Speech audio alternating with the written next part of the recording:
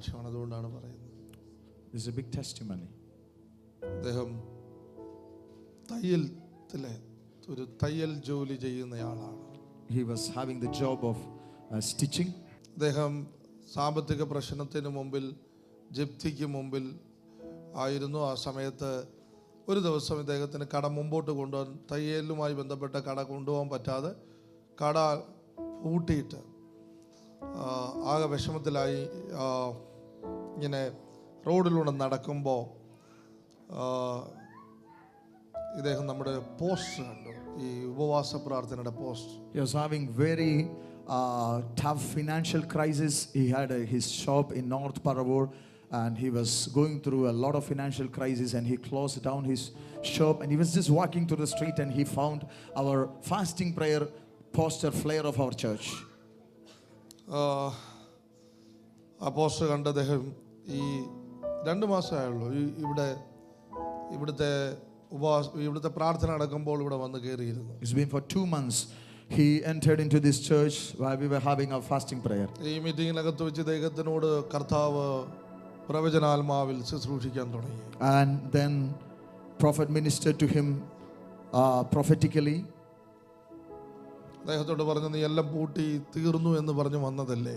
And he said all his present conditions about his financial crisis. അദ്ദേഹം അങ്ങനെ ആണെന്ന് പറഞ്ഞു. He said, yes, that is my condition. അദ്ദേഹത്തോട് പറഞ്ഞു, നീ ഭയപ്പെടേണ്ട, സൗദി അറേബ്യയിലെ റിയാദിൽ നിന്ന് നിനക്കൊരു ഫോൺ കോൾ വരാൻ പോകുന്നു. That day he gave a prophetic word to him that don't worry, from Saudi Arabia, from the city Riyadh, you're going to get a phone call.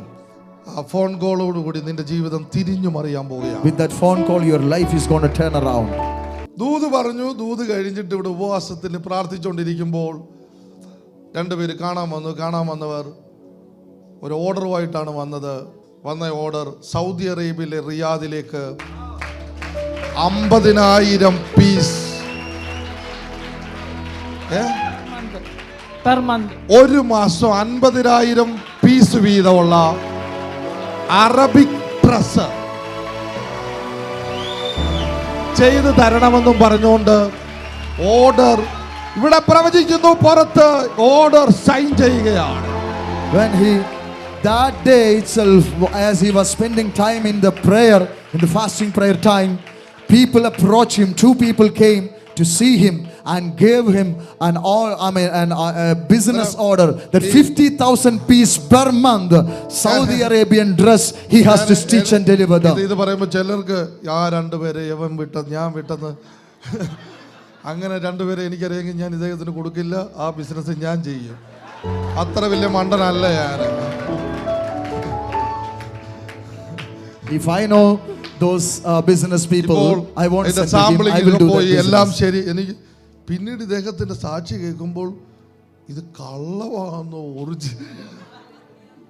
വലിയ കമ്പനികളുടെ മിഷനുകൾ ഇറക്കി പരിപാടി എന്ന് വെച്ചാൽ തയ്യൽ മിഷന്റെ കട ഓഫാക്കി പൂട്ടി ഇറങ്ങി നടന്നു വന്നിടത്തുനിന്ന് ഒരാളെ നോക്കി നിൽക്കുമ്പോൾ